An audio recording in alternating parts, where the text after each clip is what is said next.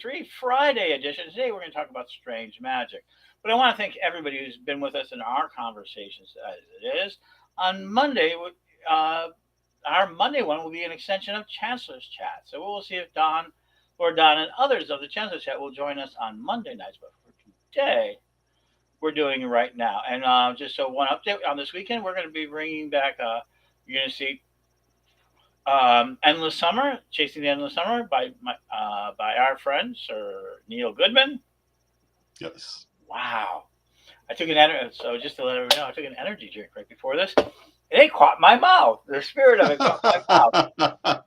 I was going really super fast. So let's slow down. It's Friday night. Enjoy your drinks, have a good time. But we're going to talk about strange We magic. shall speak at a normal level. You're messing with me now. Okay, there you Yes, go. I am. There you go. We're going to talk about strange magic. And I Mhm, posted a couple of days ago, I think about 2 days ago, what was your strangest experience that you've had with magic? And I've mhm. gotten a lot of great replies. And I think that has been really fantastic and a lot of fun. And so, but we're going to share a little bit of ours. And I'm going to have Don, why don't you share yours? Okay. Well, let me say hello to Cosmo in the chat room. Hello. I have one story that is usually my go-to story on unusual happenings around magic. This would have been 1986, maybe, long time ago. And we had gathered to do a ritual in the Mother Temple slash the Temple of the Dancers of Shakti, which was the public arm of the Mother Temple. And the purpose of the ritual was to cause the ancestral land to eventually come back to the family.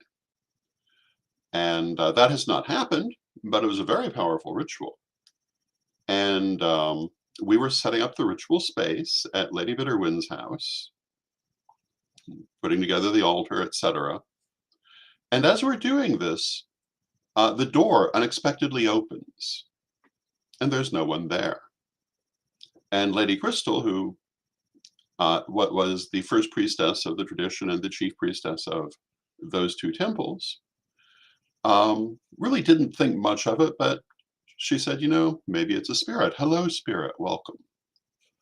And we closed the door, made sure it was latched because, we figured this was the wind and the door hadn't really been closed. So we made sure it was properly closed and went back to putting together the altar. And a few minutes later, the door opens again.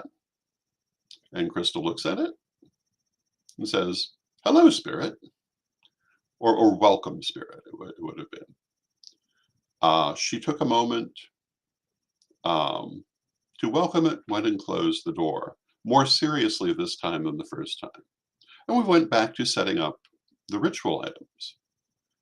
And then the door opened for a third time. And by this time, it had our attention very strongly because we didn't normally get physical manifestations like this.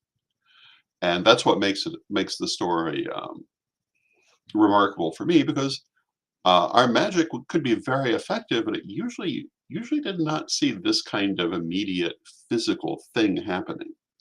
So Lady Crystal welcomed the spirit, went, closed the door, and we assumed it was the ancestors joining the ritual in an unusually visual way. And Crystal made the comment, if this happens again, um, it's really going to have my attention.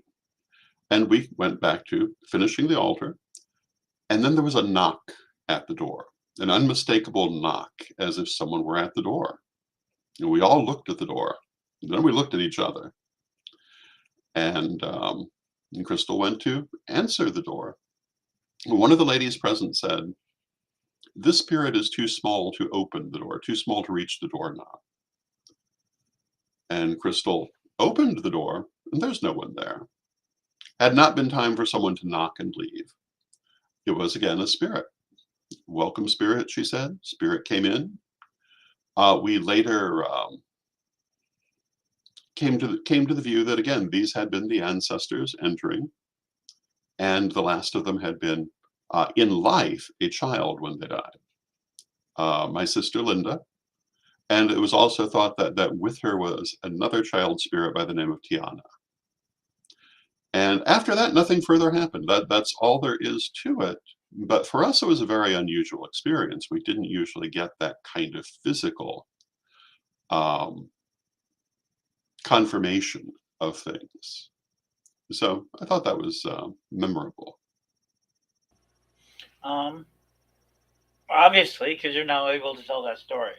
Yeah, I don't know. 40 odd years later. I mean, I have a number of them, but by far the one that I think that everybody knows now, and it's fairly recent, Hmm. the one that I have the most proof for, Hmm. is my encounters with the Fae. That's true. In 2019, I went to a lot of things were happening in my life. My worm business and the city of Chicago just were crashing, and I just had my worm business kind of just really shut down. I mean, some people get their business shut down. They put a little sign on your window. When some people get businesses, they get a letter from the IRS. Sometimes it's a little bit more graphic. They send sheriffs in to lock your front doors. Okay. No, they took a bulldozer and ripped my entire earthworm farm out of the ground. Not once, but in two different locations. So it was kind of a little bit bigger. I think Made Fours magazine. We know that story. And so I was off to Starwood. Yay! And I went there and I took sacrament and I openly, so how much research is being done these days about psychedelics and other effects. And I had an encounter. Byron helped me kind of said so. I had an encounter with a fae folk, a very powerful male figure. His voice very stag-like, had a musk smell. A beautiful, beautiful woman who had roots. Very much looks like a woman with a big dress of roots to the ground. And you couldn't absolutely. To this day, I tell people you can't actually describe them in purely human terms. Mm. But the scent was there, and their presence was there. And he basically, I was just crying, and I was just so upset. He says, "Oh, you're crying. You're bothering me. Do you want me to help you?" And I go, "Well, how can I help you? So I can kill you. Sober you up really fast when somebody says that.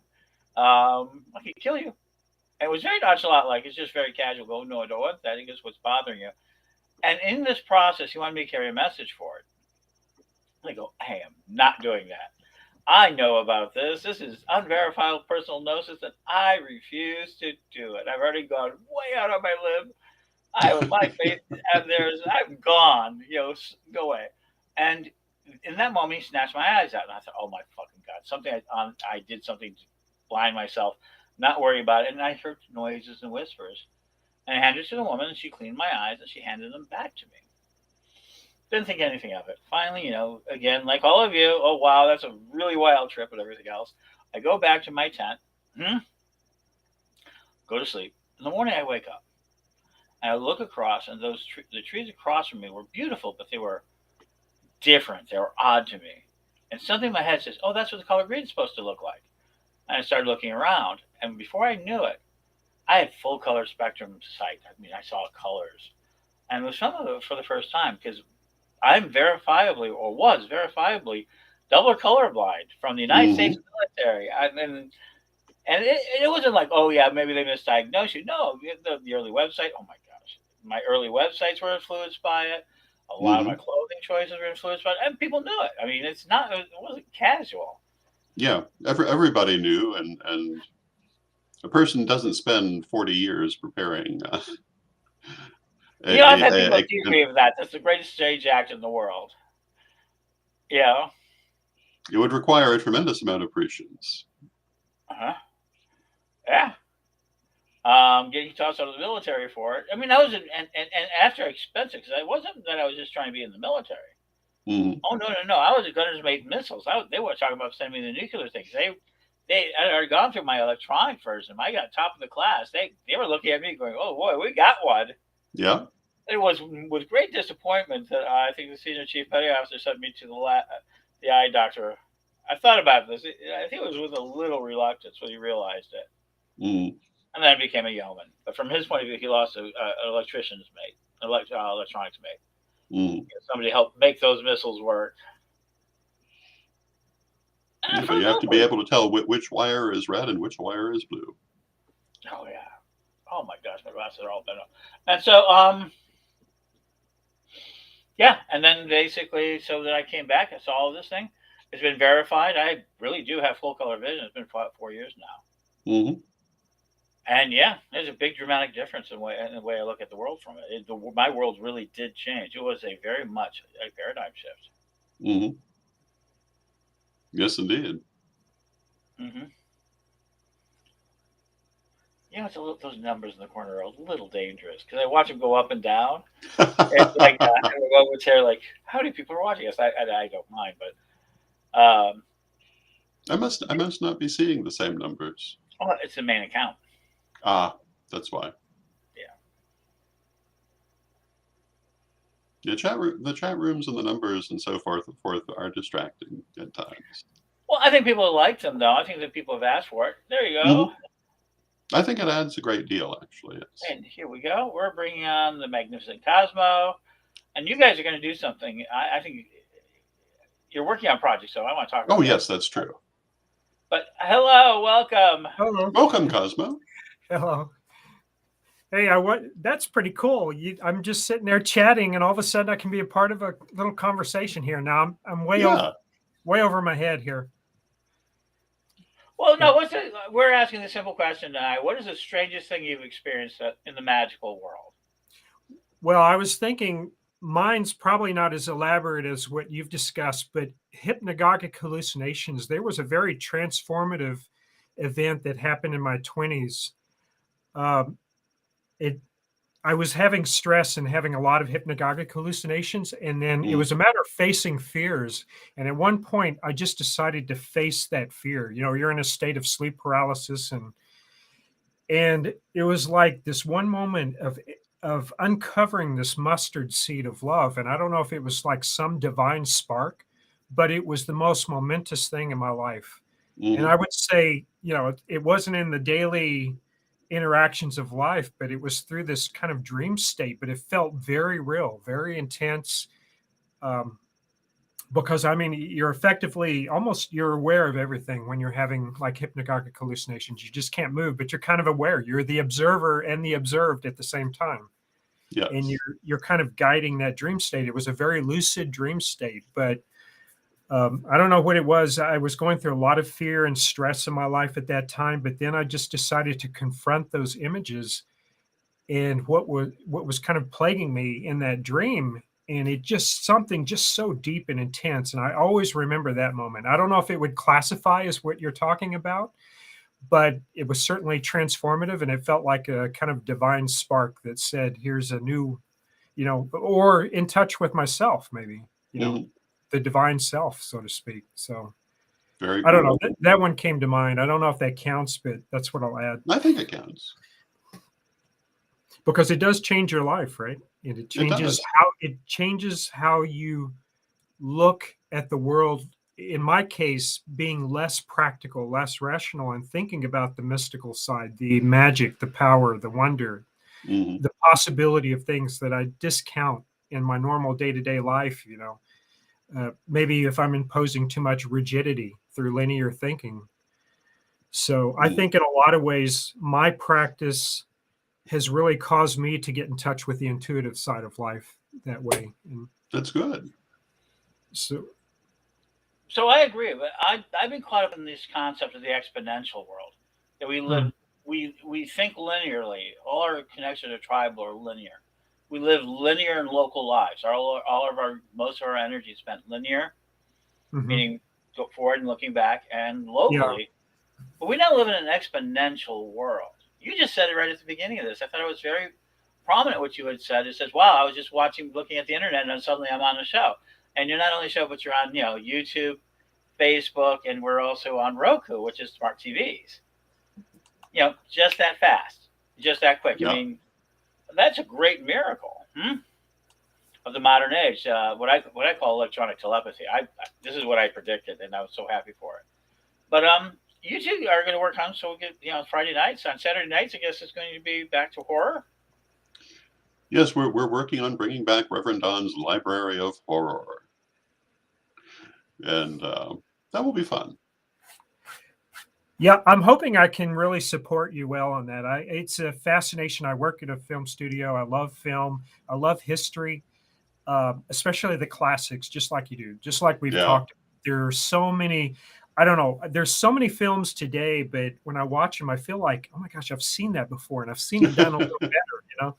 And you can go back and really, I don't know, there's just so much of that rich history. I know we get into this discussion even with history itself, and I view film as that snapshot of what we were like at that moment in time. And I think we've talked about this, trying to go back and look at classics with the frame of mind of how that might have been exhibited at that time. Don't put on, these current kind of what do you call it? Smug view or cynical view of things. Just respect it for the time that it was. It's a snapshot of our human journey, so to speak, the dreams that we had, the things that were on our mind at the time. They're exhibited on the big screen.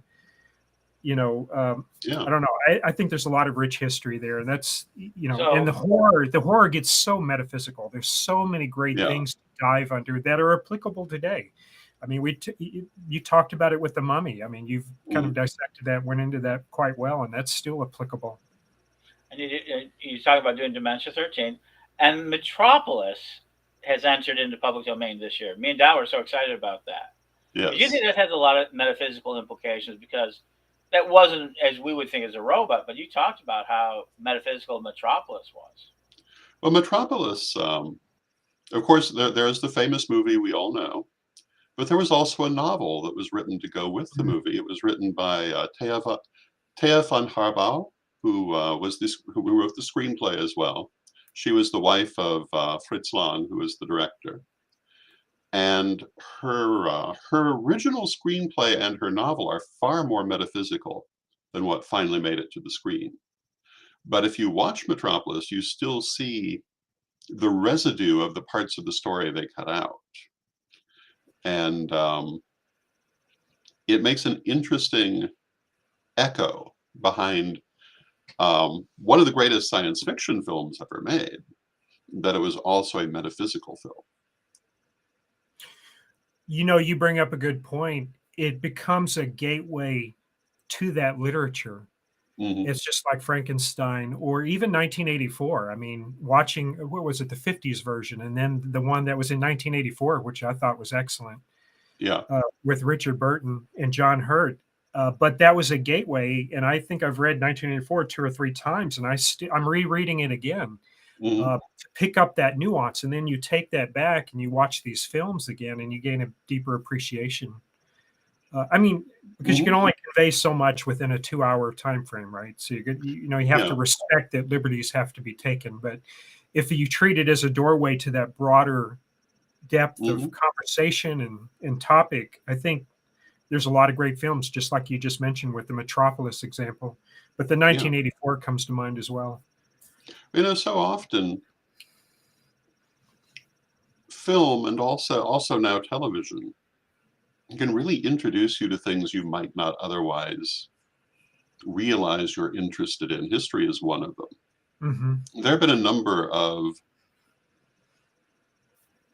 dubious historical programs who have made the argument that they're not actually, they're entertainment, they're not meant to be history, but if they catch your attention, you may go learn the actual history. And I think that's a very, very cogent argument. I heard it particularly in regard to the series Reign, which was theoretically about Mary, Queen of Scots, and had Henri II as a serial killer, and numerous other little wrinkles in history that are not there in real history. But on the other hand, if it caused someone to become interested in that period, all of that information is now easily available. They could easily learn about it. And I think a lot of people probably did learn about that time period because this fantasy series introduced them to it. I think horror can be that same way. Yeah, and you just brought up another important layer. It's using it to look at other ways of how that situation might have played out, or if you put in this character with a different perspective, how might decisions have been made. So the fantasy elements often are informative because it can, it's just like thinking, what if I lived at the time of Dr. Frankenstein building this creature? and you kind of juxtapose a little fantasy in there, it really starts you to think metaphysically in different directions or philosophically. Yeah. So it's not just discovering the history, but also, you know, how you might react in that situation, or how that story could be adapted to modern times. What can we learn from that? It's just like when you go back to the Greeks and you study Greek literature, Greek philosophy, there's a lot of relevance there. Oh, yes.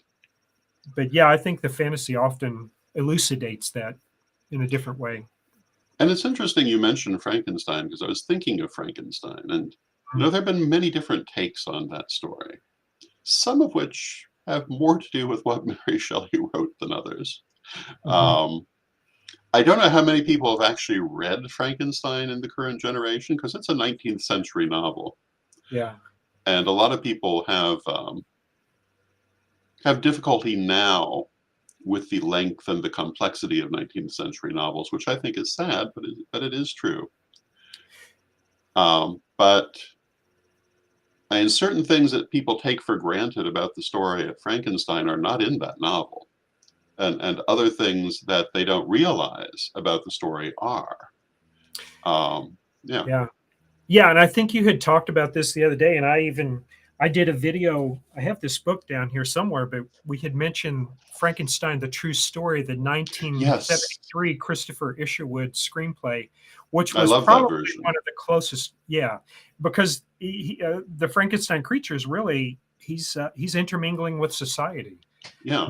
He's not distorted and grotesque from the outset. There's a degradation there, and that degradation kind of even parallels Dr. Frankenstein's own moral situation too. What has he done? You know, there's this.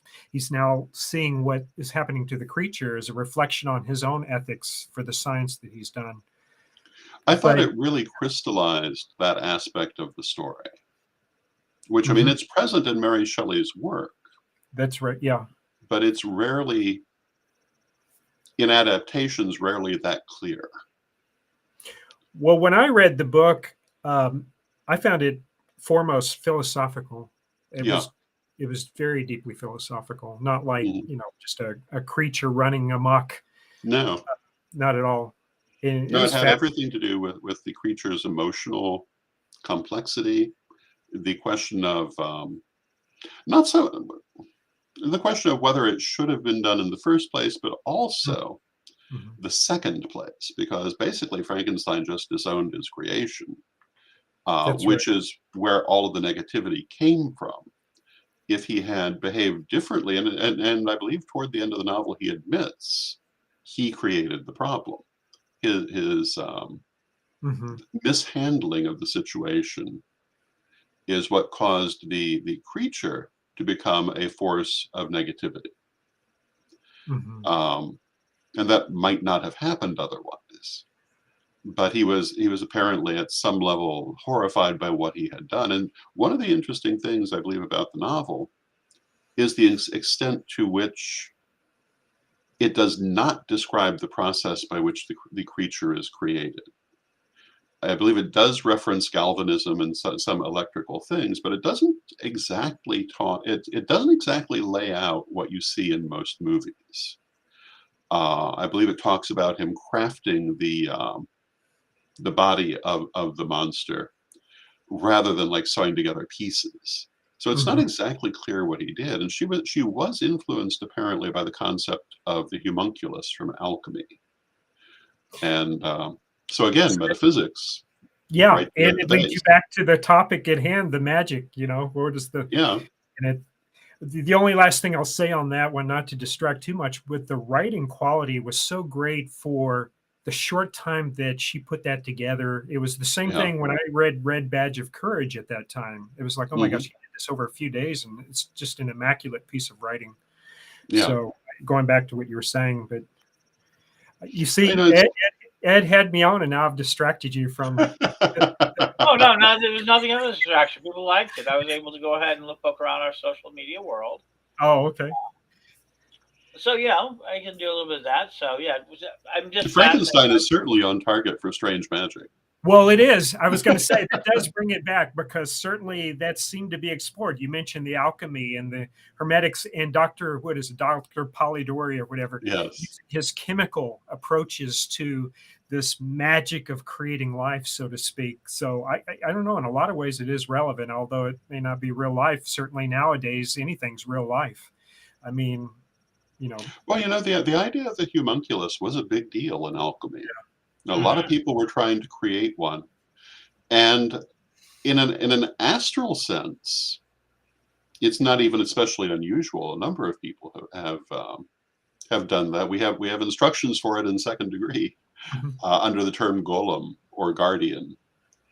Um, and some people have had interesting experiences of that, where they have created um, a thought form. We'll use the term thought form for it, and then found that things did not go quite as they expected because they hadn't really thought it through and hadn't thought about what qualities they were putting into this creature. And you do want to think about those things. Yeah, and you inevitably put qualities from yourself, just like Dr. Frankenstein did. And I think he had Mm, such, at the end, I love the 1973, he had such a close relationship with his creation. They were two of a kind, lost, and they belonged with each other at the end, because his creation was really a part of who he was. yeah, absolutely. And one of the This things is about why that we're going to have version, this series, because there are so many of you guys who love movies. yes. There's movies coming out there and everything else, so about monsters and things like that. Have you ever had any encounter, Cosmo? You work out in the land of movie magic and other Mhm. spaces, and that's kind of something like a fascinating thing. Um, One of the things I think that people don't realize is movie making and the idea of magic, a strange creative Mhm. magic, or things that just get created out of it. I mean, right now, okay, let's go ahead to something that's now raging the country, Megan. Mhm. I have not seen the movie. I've seen pieces of it. I've seen the dance of it. Have you? You don't know what we're talking about, Don? No. It's a universal pick. Can you? Which, And it's well, I say that because I'm related to, Universal, but um, yeah. so yeah, it's but now you're going to drag us into whole discussions of open AI and chat GPT, and But the now we're going to have to get doll. into some ethical discussions Oh, here no, no, on no, no, applying no. these We're talking technologies. about creepy horror movies, a Well, strange but we magic. should, yeah, maybe we should pick that up on another episode, because it does go even back to this notion of creating art, Hmm. and where is our place. And Lord John, I know, I mean, your omnibus, like you've talked about, is a Hmm. capture of the artwork that you've done. Yeah. If chat gpt or some of these open apis existed at the time that you started that, I wonder what your perspective would be, because now you can just feed it something and all of a sudden it's creating something for you for your book covers, or it's writing a whole story and you look at it and my gosh, it did capture Ernest Hemingway perfectly. And it's like, now we're struggling to find out in this kind of magic of creation where the boundaries are and what Hmm. does it mean for the artist. How do you leverage that technology to create the magic you're trying to create, not to abuse the word magic too much. I don't want to take it out of the context of I would really what love to it's, answer that one. Let me you field know this one. So I have a really good answer for this from Don's point yeah. of view. Being the guy who's been his agent for a lot of this time and actually pushing him out. But we have Don over and over again. He was very influenced by, is it Yeah, Muka.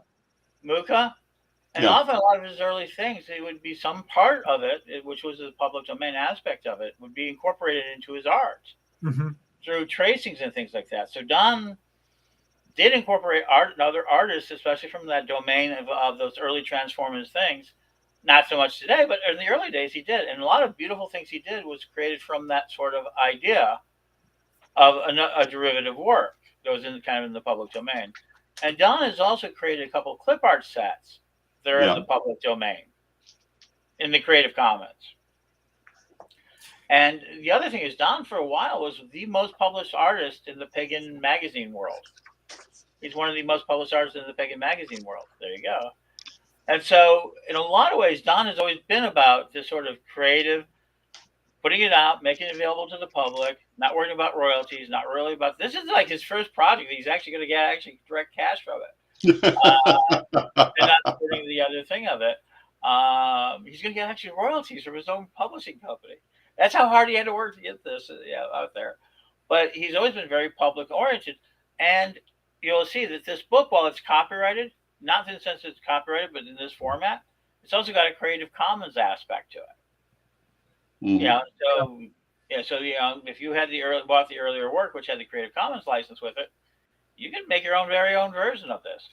So, in a lot of ways, the artwork that we've done has been always about reiteration and making it available to our members and public aspects of it. So I think, and so I've actually been talking to Don. I think we're going to actually look at creating a set, maybe through Lenza or something else, of Don's style that you can have your own photograph put through. That sort of thing. Give Don his own Lenza, and and he'll earn a small bit of money through his own Lenza. Well, you bring it. I mean, the point where I think you could be going to as well is we all stand on the shoulders of those who came before us in our art, in our practice, and whatever we're doing. We're building on. So you can't get away from that. So those challenges of new artificial intelligence enhancing the way we do it, theoretically, that's been going on over time in certain aspects. But I think now it's going to be a challenge more so than ever on how much we take from within ourselves to make it uniquely what we can bring to it versus something that's regurgitated from across the internet using the machine learning algorithms to kind of remush stuff. It's going to be kind of a curated challenge to know where's your voice as an artist and making sure that still comes through, so it's going to be an interesting time coming up. Well, this act of creation and curating. That's been my 30-year mission as a technomancer. Yeah. It's just not about expressing your art, which is the heart of your imagination, but believe that your imagination is real and that it can be made manifest. Now we're doing it faster and faster. Yeah. But, Don, get in here. Okay, Don, your turn. Well, in my mind, it's just another tool. The question is how we'll use it. Yeah. And so Don, so we're Don's got a lot of art. Well, talk about okay, we're going to talk about strange and magic of the future, but talk about a little bit about this idea we have of the Eternal Chancellor, Don. How are you going to allow this to happen? And you're going to manifest it. Well, that's true. We have been talking for some time about the Eternal Chancellor, which is the idea of a Reverend Don AI based on my video and my image and all the things that have been spoken or written, which will make it available as a resource for future generations and an interactive resource. And your ideal candidate because you have hundreds of questions and audio and verbal and text written questions and answers. So 10 years of e-logs. Yeah. And what's cool is your books on those questions, they capture your voice, right? You maintain the integrity of the cadence and the way you spoke the vlogs. Thank you. I made an issue of that because sometimes when people write in general, they change how it sounds to be more formal. But I wanted to preserve the voice. Well, that which is different from how I normally write. Yeah, and I'm making the point. Possibly that could come in handy for what you're talking about because that's material that you can feed it, and it's already got your voice in the text effectively. So if you fed that, into this open AI or this algorithm or whatever you envision, it kind of already has that, which is great. It works to your advantage. Because the company that Don got brought into existence, and Don was the first customer, and actually helped them bring it into existence. It's called Speak Your Own Book. Mm-hmm. They were looking for it, and that's a really strange little story of COVID. They basically, a good friend of ours just, was doing really well. She was helping us with some things and just looking for some work. And she just wanted to keep her people, so she gave us a rock bottom price and gave Don the idea of, to literally translate everything from verbal to text. So that's how one of the reasons why I captured the voice is that's literally a transliteration and then an edit job. Mm-hmm. Well, now you can look back. Yeah, The construction of this eternal Chancellor version, with all the text that feeds into it to put it together. it's a full circle. Yeah. Yeah. So, folks, yeah, there we go. And although we suppress it, yes, Michael Bouchard. Here we go. I'll put this out there for you guys.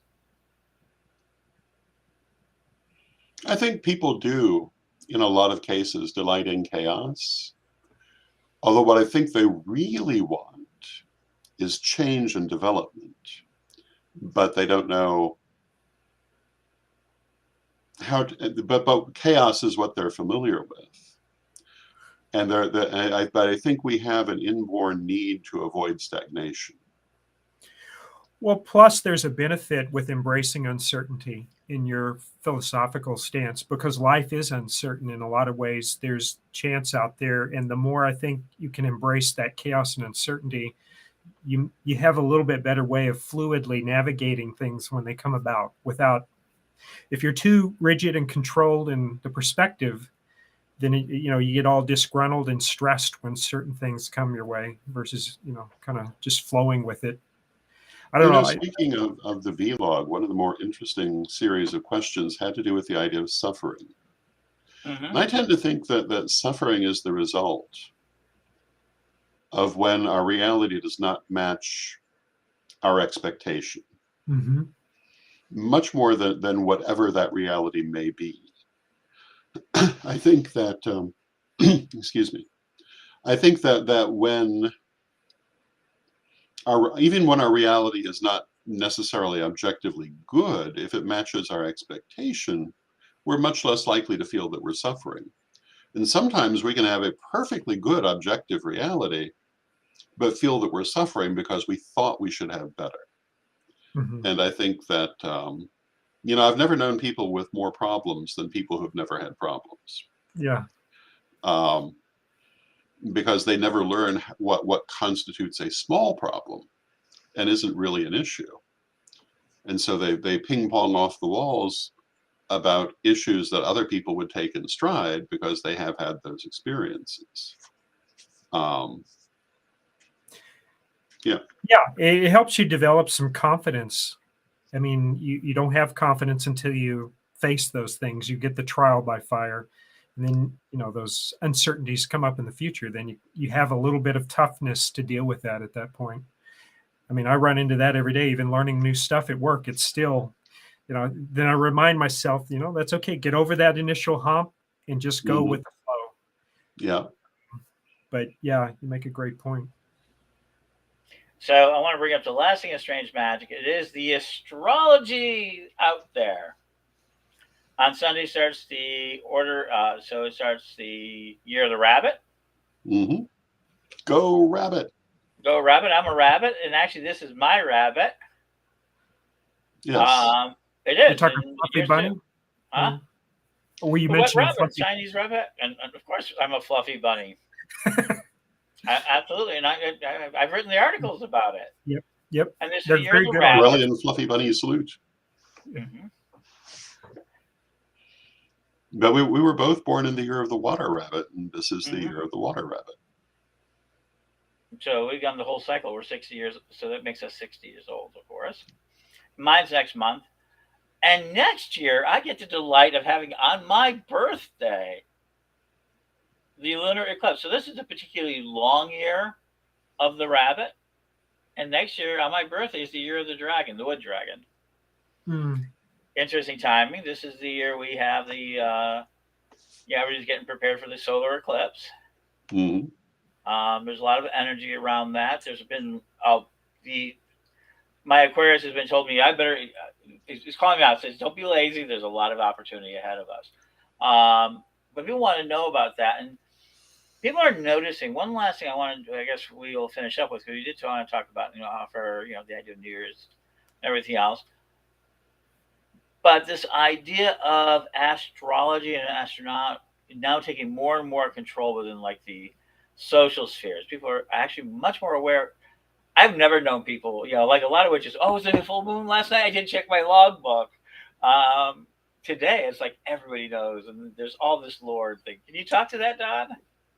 And Kyla, you too. I mean, Am I imagining it? So I knew it was a water rabbit. I've always known that. I know about the iron rabbit, wood rabbit, but I study the astrology. I used to do mahjong cards. But now everybody this year knows it's the water rabbit. I think that information has become much more commonplace. I think a lot of things that used to be much harder to learn about, the internet has made much easier to learn about. And Asian astrology is one of them. I mean, if you go back 30 years, it wasn't all that easy to find in-depth information about it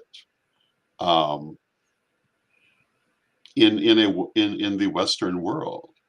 I'm sure there was some there, but you were just starting to see it, and there was only people who were motivated to seek it out who were finding it. Now it's online; everyone can see it, which I think is wonderful.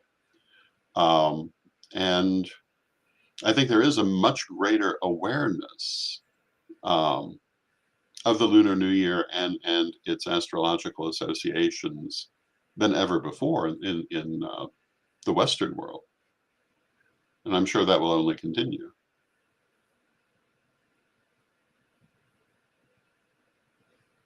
And people who are not familiar with Asian astrology don't realize how much there actually is. It's not just the cute little year symbol. There's a tremendous amount. It's like in Western astrology. It's not just your zodiacal month sign. That's only the surface. So, at some point in the future, I want to come back to another piece of strange magic, but I want to offer something. The way we're seeing magic being passed around and every bit of knowledge being passed around and the way we're changing things, isn't it almost viral? I mean, you're talking about doing like your movies and pieces like that. Mm-hmm. But how far has this water rabbit gotten? I've never really seen this before this year. I mean, I've seen it was talking about wood, but this year the water rabbit just got how many new pictures there are, how many people are wishing it, how many are accepting it, and it's just like these fragments of information are going out there. Mm-hmm. And I see it with spells. I see it with all sorts of things. Now, we've always seen it, but I've seen now really break down to, I don't know, the political cartoon single panel image of witchcraft. Okay. Well, look at it. What there's a meme that was going around for a while. Mm-hmm. Now, let me see if I can how much of the wording I can remember. But they were talking about how back in the day, people had to work hard to find their metaphysical supplies and so forth, and would never have dreamed that Becky could find her sage at not Walmart, but it was some other. Maybe it was Walmart. Mm-hmm. Who knows? And what I've always said to that is that anyone who posted that meme was not here back in the day, because the truth is we would have been thrilled to be able to find metaphysical supplies that easily. The people who were really in the community then would have been delighted to be able to find things. We were ecstatic when the dollar store started carrying dollar candles. Mm-hmm. The big 7-pillar candles. I remember when the dollar store started carrying those. Yeah. And then we were able to buy them like at 65 cents a piece for a while. Mm-hmm. We used to buy candles really cheap, and we made mini spells, and we took advantage of that, but that went away. Man. Mm-hmm. It did. I was so mad about that. Yeah. We were about to break into the dollar store. We were about to start spells. We were selling spells. We sold thousands by $1 a piece. Yeah. And we had $5 stores on the range for it, and then they quadrupled the price of wax. Yeah. And put us out of business. But and now all of those mini spells are in Reverend Don's Super Omnibus. It is. This is that. That is another twist of Stranger Magic. It is that. And so let me go ahead and tell people, where are we at? We're at 2785. Yes, 27 with 68 hours to go. Yay. So any last thoughts, gentlemen, for the evening? No, I was going to take it off on a sidetrack. We can save it for another time, because when you brought up... give us a taste of it.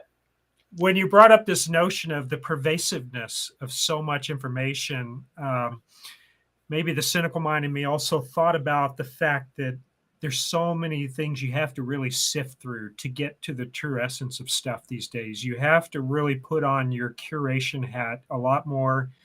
And the spells are a perfect example, or I don't know, any of the information you get that you were talking about. to dissect it. Sometimes they're so pervasive that it's reduced. It's deconstructed in a way that you lose. It's all a bunch of fast pieces of information, like you said, one panel of things. And I always want to push back and understand what's that deep depth of why things are. And it goes almost back to what we were discussing about 19th century literature versus 21st century. So my mind, when you were talking about it, and I didn't want to take it to a sidetrack, that's where it was going. No, but I think maybe that would be a good sidetrack. Maybe next Friday or maybe soon. We got to get you back on. Yeah. Huh? Well, and my favorite example of that is Mercury retrograde. Every Mercury retrograde, all these people run and hide under their beds, which shows that they don't understand what the concept of Mercury retrograde is. Mercury retrograde is something very specific. It is not everything will go wrong. It isn't anything like that if you actually understand astrology. But you would think it was actually Murphy retrograde. Anything that can go wrong will. Big red buttons. See, big red button, Mercury retrograde. And of course, if a magical person believes that anything that can go wrong will, well, then it's going to. It's a self-fulfilling prophecy.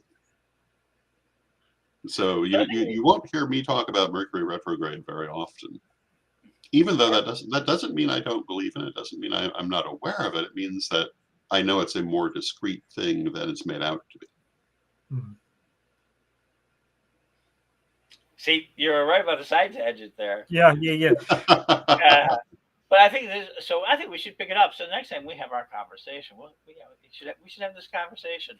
I think it's a good conversation to have. I think there's a lot of truth in that and everything else. So I hope you'll come back and join us for that conversation, Caswell. Yeah, and I've thought I'd at least jump on here because I know you've asked other people, or you've broadly asked, hey, come on.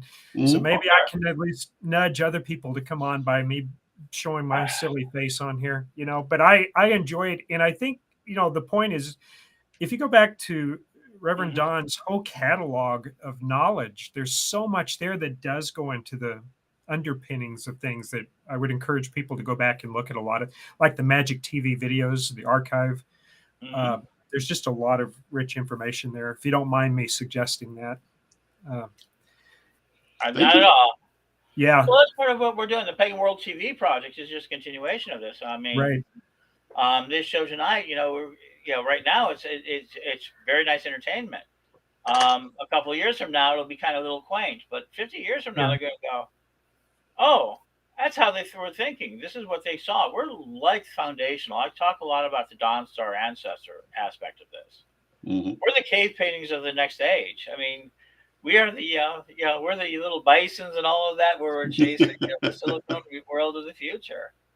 Well, yeah, and I think you have to allow for this. I mean, you have to have those kind of loose conversations because from that, things are going to start coagulating into something purposeful. And the fact that you're doing this so frequently, I think, is just a great thing. Y'all putting so much passion into what y'all have done for so long. But, I think I even look at things that I say and I think, God, that just didn't have any value. But really, if you put on your thinking cap and think about it objectively, it does. All of the conversations, even if they seem silly or loose or whatever, they all eventually hone in on those true things that need to be kind of, and then you're going to create new programming off of that, right? And that's what you're going to end up filling in on your time slots. What are those things that people are really gravitating to? From all these rich conversations, you cast a net and you start to see what gets traction. And that's the things that hold well on your programming schedule eventually. Well, that's my thought. So I'm creating something I think relatively new. It's not new. I mean, not super new, but it's new enough. I'm still waiting to see here from the Parliament, or right around the Parliament. I'm going to do Journey to the Parliament. And it's going to be a 25, maybe 35-minute film for the Parliament. And it's going to be the best pieces of this interview series I'm doing. But if you take in it, there will be a QR code throughout the film, so you can see the entire interview with that individual.